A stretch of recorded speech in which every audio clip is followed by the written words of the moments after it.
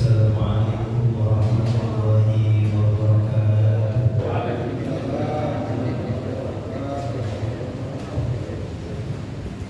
Alhamdulillahirabbil alamin. Wa bihi nasta'in ala umuri dunya waddin. Wassalatu wassalamu ala asyrafil anbiya wa afdhalil mursalin wa ala alihi wa sahbihi ajma'in. Amma ba'd. Yang sama-sama kita hormati guru kita Ustaz Abu Jabbar, Ustaz dan Setiawan, orang tua kita Bapak Haji Abdul Aziz, Bapak Haji Ali Effendi Ali, Bapak Haji Sohada, dan seluruh jamaah Masjid Nurul Hidayah yang dirahmati Allah Subhanahu wa Ta'ala. Syukur alhamdulillah pada kesempatan malam hari ini kita masih diberikan yang sehat afiat dan Allah, sehingga kita bisa hadir di tempat ini dalam rangka talabul ilmi. Salam dan salam tak lupa kita haturkan kepada baginda Nabi besar Muhammad sallallahu alaihi wasallam. Allahumma shalli wa sallim wa barik alaihi. Jemaah muslimin yang dirahmati Allah. Ini sebelumnya belum ada konfirmasi siapa yang menjadi baca dari bagian. Mudah-mudahan enggak ada persiapan sama sekali. Jadi kitabnya juga belum siap. Jadi seadanya aja dari apa. Jamaah yang dirahmati Allah Subhanahu wa Ta'ala. Dalam pembahasan yang telah sama-sama kita ikuti oleh guru kita Ustaz Haji Bahmais, di setiap kesempatan kuliah subuh Jumat telah dibahas, tapi Al-Fakir belum sempat hadir untuk mengikuti kajian kitab hadis tersebut. Mudah-mudahan apa yang telah Al-Fakir pelajari dulu masih kan ya. Jamaah yang dirahmati Allah Subhanahu wa Ta'ala, dalam tinjauan ilmu hadis, jadi hadis itu terbagi menjadi dua di dalam tinjauannya ya. Ada hadis riwayat, ada hadis riwayat. Nah, yang selama ini kita pelajari dari guru-guru kita itu hadis riwayat. Kalau kata Ustaz Solahuddin, kita ikuti pengajiannya kuliah subuh. Jadi kalau ngajarin orang tua itu yang sekiranya gampang, mudah dicerna. Saya bingung memaknai hadis riwayat ini. Jadi simpelnya hadis riwayat itu hadis yang diterima dari Rasulullah berupa matan hadis, redaksi hadisnya, itu yang kita pelajari, yang bersumber dari Rasulullah. Sedangkan di riwayat itu perawi-perawinya yang dibahas. Bagaimana keadaan perawi, apakah siqah, apa bisa dipercaya, apa perawi yang pembohong, apa perawi yang makan kalau makan berdiri, kalau kencing berdiri, itu dibahas di dalam ilmu hadis riwayat. Nah, yang selama ini kita pelajari ada ilmu hadis riwayat. Jadi pembagiannya banyak, Pak. Nah, di dalam kesempatan pada malam hari ini kita akan membahas hadis secara riwayat. Hadis yang kita pelajari ini yaitu kitabnya, yaitu kitab Bulughul Maram. Pengarangnya yaitu Ibnu Hajar Al-Asqalani. Beliau menuliskan di dalam kitab Bulughul Maram itu sebanyak 1596 hadis yang ditulis di dalam kitab Bulughul Maram.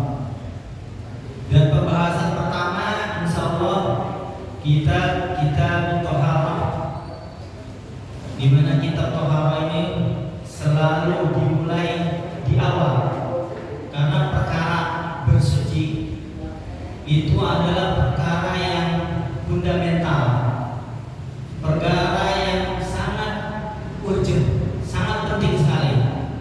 Kalau bersuci kita tidak beres, maka sholat kita juga akan tidak beres.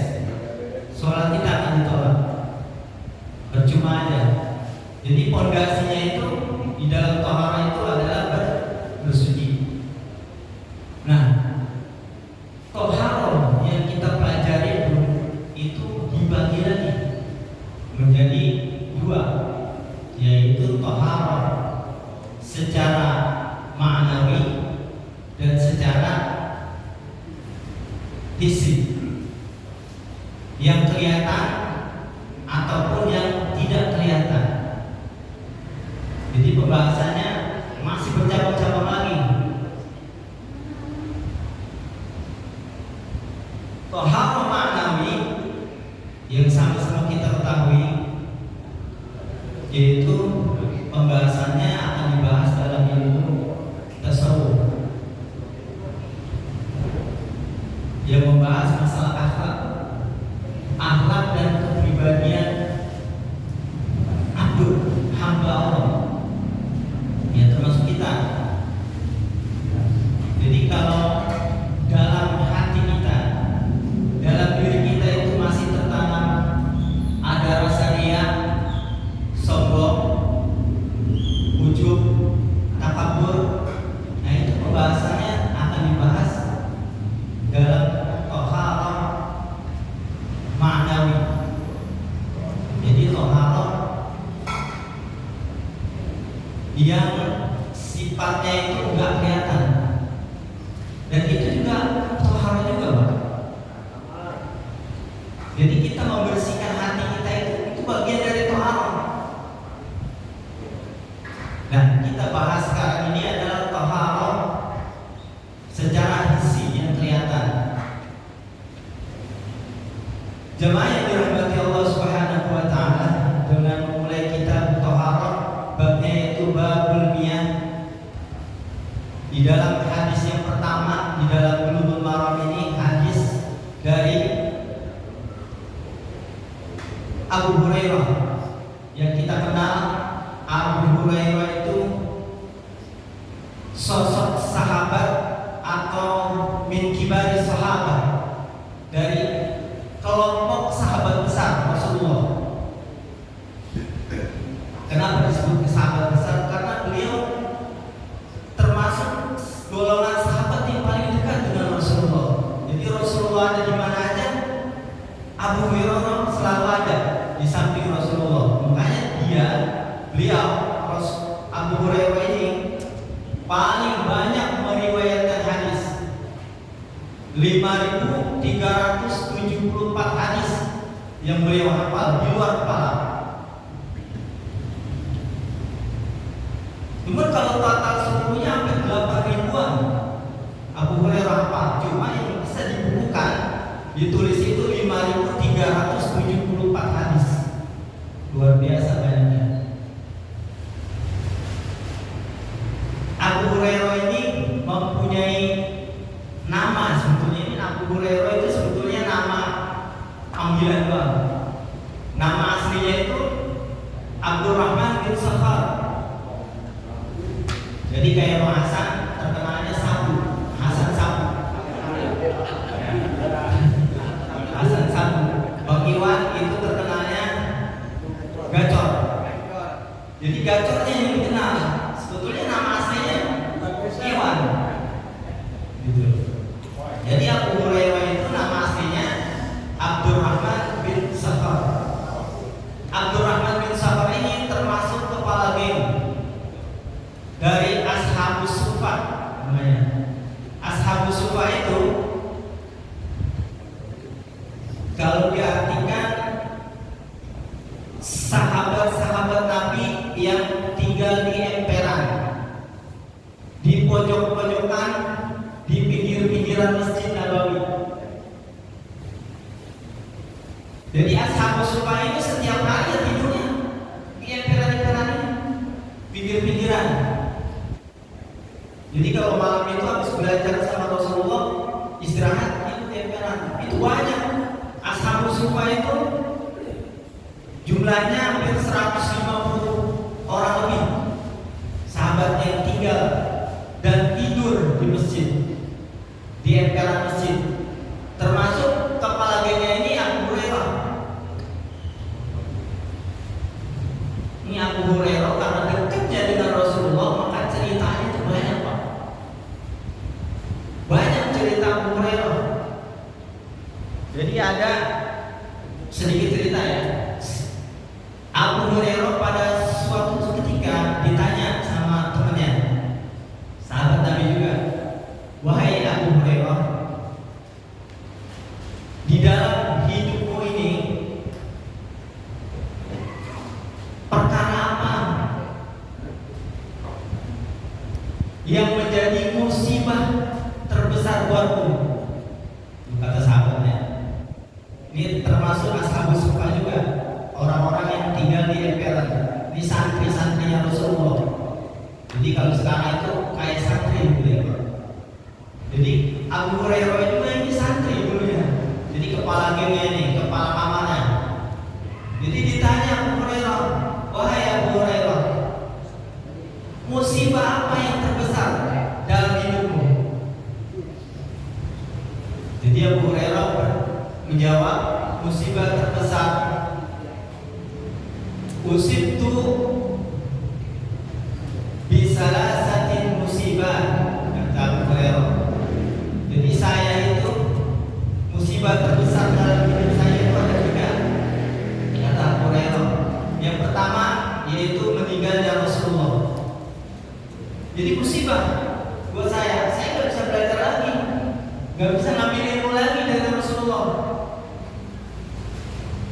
Jadi kata Abu Hurairah, ini musibah terbesar buat saya nggak bisa belajar lagi, putus hubungan saya udah. Ketika apa? Ketika Rasulullah meninggal dunia. Yang kedua, meninggalnya Utsman bin Affan, karena yang selalu membacking dia, yang membackup Abu Hurairah itu Umar bin Utsman, paling dekat sama Utsman saat itu. Jadi meninggalnya Rasulullah, meninggalnya Utsman bin Affan. Yang ketiga, jika kantong yang saya pegang ini hilang. Sahabat bingung, tiba kantong doang aja pakai musibah terbesar, bingung ini sahabat. Jadi ternyata kantong besar itu, kantong kecil itu isinya kurma. Kurma yang sudah didoain dengan Rasulullah. Yang katanya, kata Ibrahim Al-Laqani, "Wa kana Rasulullah sallallahu alaihi wasallam aksarul mu'jizat wa akbaru Al-Qur'an." Rasul itu paling banyaknya mukjizatnya, paling banyaknya. Jadi mukjizat terbesar itu Al-Qur'an. Jadi saking banyaknya mukjizat Rasulullah, salah satunya nih kantong kepunyaan Abu Hurairah pernah didoain sama Rasulullah. Jadi satu ketika itu sahabat berkumpul, ini ashabus sufa yang jumlahnya 150 orang lebih, yang tiap hari tidur di emperan masjid, itu belum pada makan.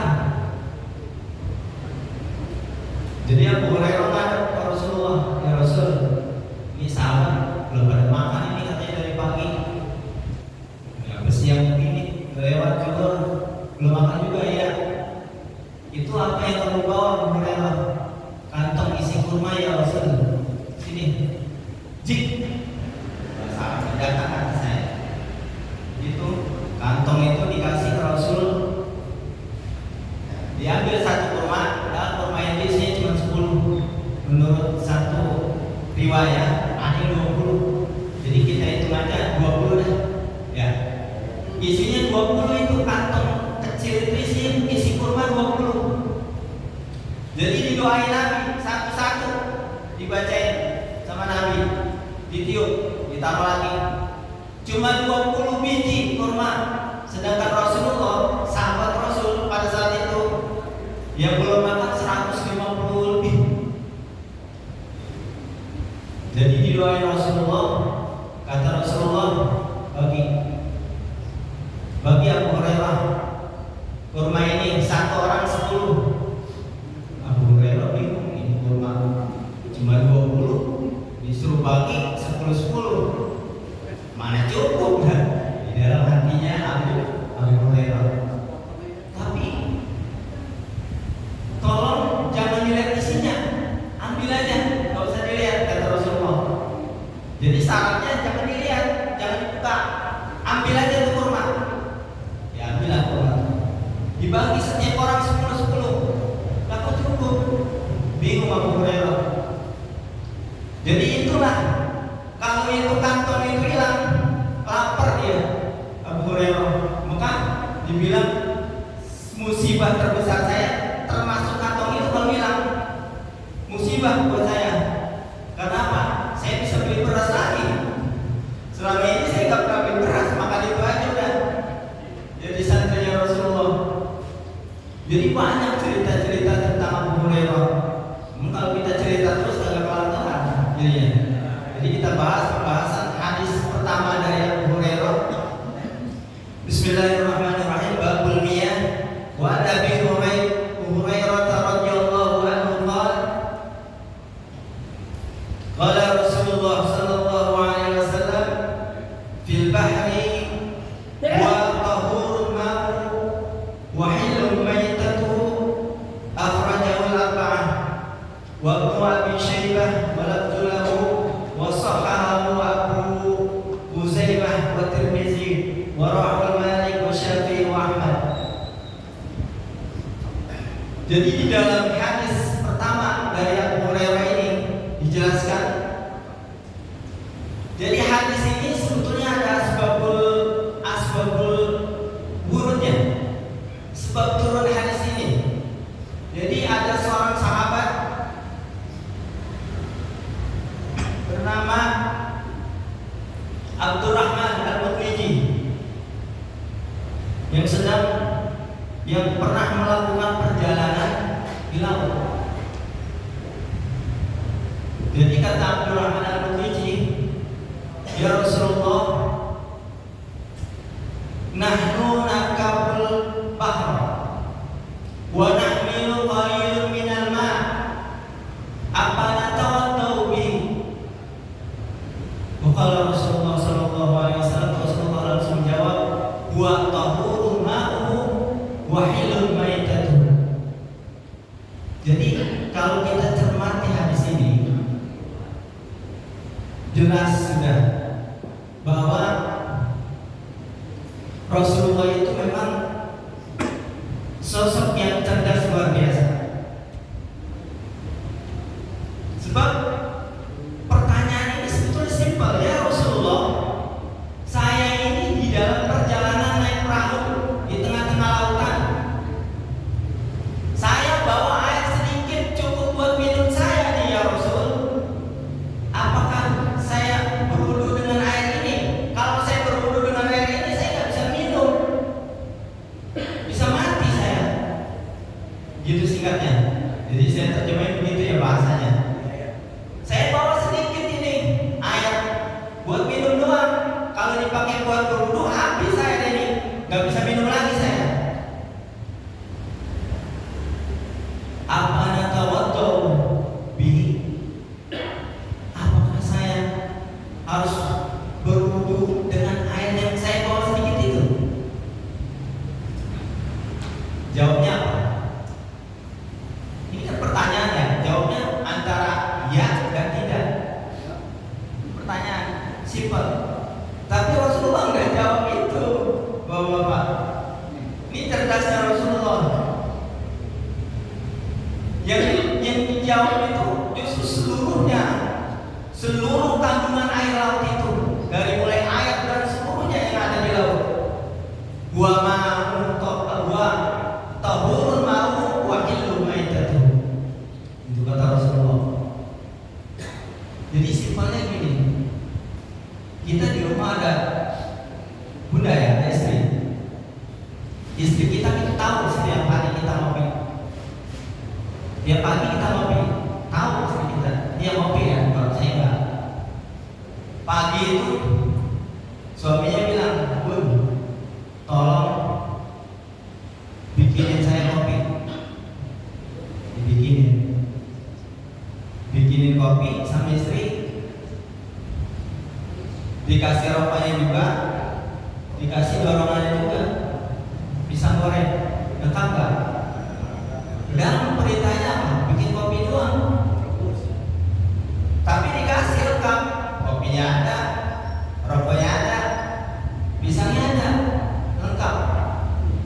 Itu namanya istri cerdas. Yang dipinta cuma kopi doang, tapi lengkap dikasihnya.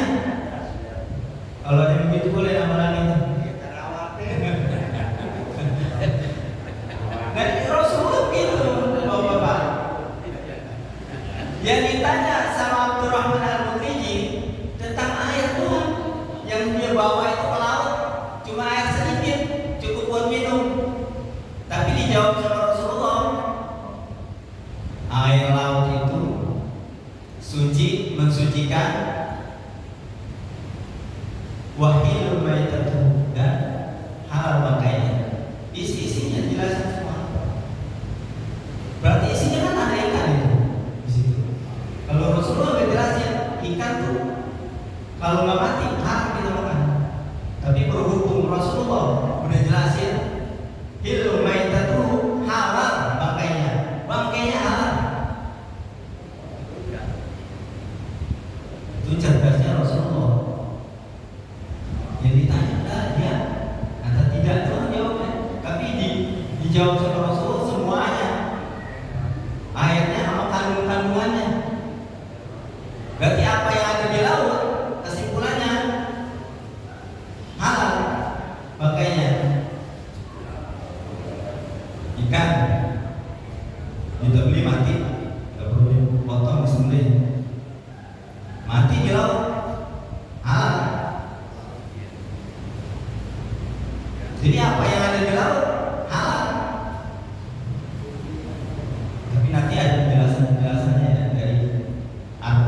dari empat mazhab itu.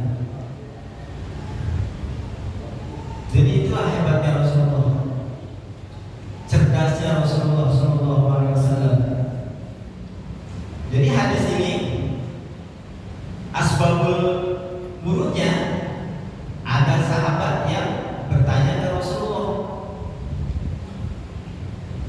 ketika dia berada di tengah lautan, apa natawaddu bihi? Jawabnya Rasulullah, wa tahurul ma'u wa hilul maitatuhu. Air laut itu suci airnya dan halal makainya. Di dalam hadis yang kedua dari kitab Bulughul Maram, wa Nabi Sa'id Al-Khudri radhiyallahu anhu qala Rasulullah sallallahu alaihi wasallam, wa tahurun al-ma'u tahurun la yunajjisu syai'un. Jadi air yang suci itu tidak mempengaruhi atau membawa najis. Jadi air laut itu suci, mau kena najis bagaimanapun atau terbawa mati sekalipun, tetap suci dan mensucikan. Jadi ada pertanyaan waktu itu, kan itu udah berubah katanya, airnya udah berubahnya jadi asin. Itu udah alami dari laut. Jadi air laut walaupun asin tetap suci, mensucikan. Jadi walaupun itu asin, air laut tetap suci, mensucikan. Jadi kita bisa buat berwudu sah, kita buat bisa bersih pakaian, misalnya terkena najis sah, bisa buat mandi hadas besar sah, itu air laut. Jadi penjelasannya dari sini.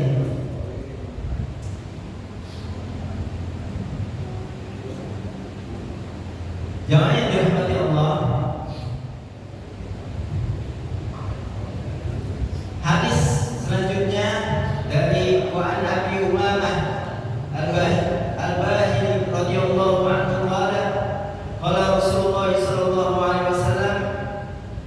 Innal ma la yunajjisu syai'un illa ma ghalaba 'alaihi wa ta'mihi wa launihi. Jadi dalam hadis yang ketiga dari Abi Umamah Al-Bahili radhiyallahu anhu dijelaskan Rasulullah sallallahu alaihi wasallam bersabda, jadi air itu jika tidak berubah illa ma ghalaba 'alaihi, baunya itu air enggak berubah, rasanya dan warnanya. Jadi itu air dihukumi air suci, mensucikan. Contoh, di sini ada air kopi misalnya ya. Taruh air kopi. Air kopi itu suci, mensucikan atau suci tidak mensucikan? Suci, suci tidak mensucikan. Suci bisa kita minum air kopi, tapi tidak bisa mensucikan. Karena apa? Karena berubah, rasanya udah berubah, warnanya berubah. Air teh di gelas itu suci tidak mensucikan. Kalau air ini suci mensucikan. Jadi boleh dipakai buat wudhu. Ini kayaknya kurang maksudnya. Bisa cukup. Suci mensucikan. Jadi kalau berubah, kondisi airnya berubah, airnya sedikit, itu kita lihat misalnya di kali. Ya, ada pertanyaan juga, kali kan dari air bening jadi butek. Ketika hujan itu banyak, banjir melimpah. Tapi ada coklat, itu berubah itu. Gimana kemudian? Jadi perubahan air kali itu kita nggak bisa mencegahnya. Karena apa? Karena dari tanah. Kali itu kan banyak di Jakarta ini langsung dari tanah ya. Ininya apa, alirannya? Jadi pasti warnanya coklat. Dan air kali itu kalau banyak meskipun coklat tetap sah, kecuali kalau udah hitam tetap sah. Ibadahnya sama saya sah. Air kali suci mensucikan, karena airnya banyak.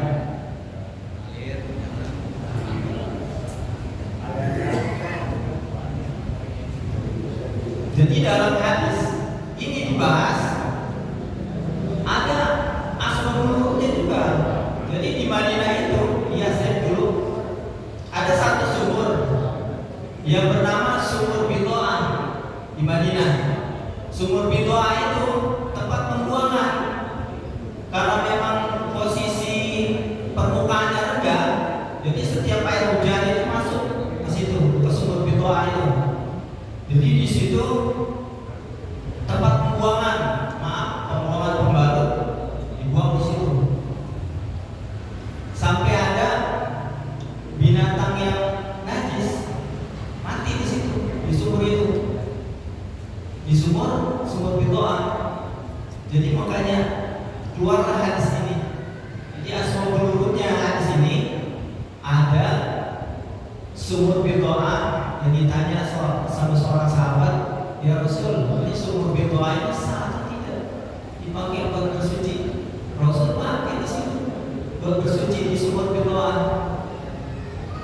Padahal di situ kata sahabat, ya Rasul, di situ tuh banyak pembuangan, tapi airnya banyak. Ternyata sumur Bidoah itu airnya banyak, lebih dari 2 bulan. Jadi sah, suci mensucikan. Jadi bisa dipakai buat bersuci, bisa dipakai buat wudhu, bisa dipakai buat hadas besar, mandi dan segala macamnya.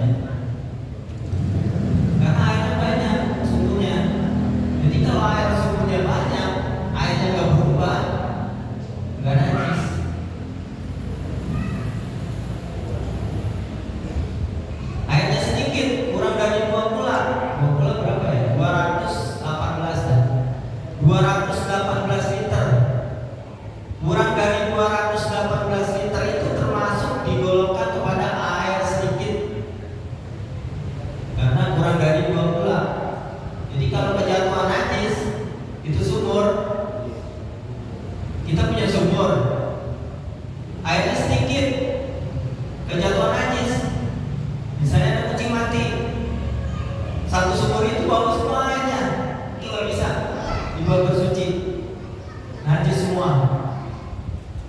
Kecuali sumur kita ada banyak, kucing mati kecemplung, kita angkat, bau. Tapi air sumur kita nggak berpengaruh terhadap matinya kucing itu. Jadi masih boleh dipakai buat bersuci. Kecuali itu berubah, ada yang dibawa semua warna hitam pula lagi, itu nggak sah. Jadi hadis ini asbabul wurudnya karena sumur Bidoah itu. Jadi di Madinah itu ada sumur yang tempat pembuangan tapi nggak berubah sama sekali. Walaupun diceburin dia pembawa wanita di situ, terus ada binatang yang mati di situ dan sampah segala macam masuk di situ, nggak berubah airnya karena banyak. Itu satu pakai buat bersuci. Mungkin itu saja yang bisa kami sampaikan. Mohon maaf karena memang itu dari belum ada persiapan sama sekali. Saya belum ada konfirmasi, jadi nggak mau kita saya. Tapi mesti nggak jalan semua hubungan saya. Lebih kurangnya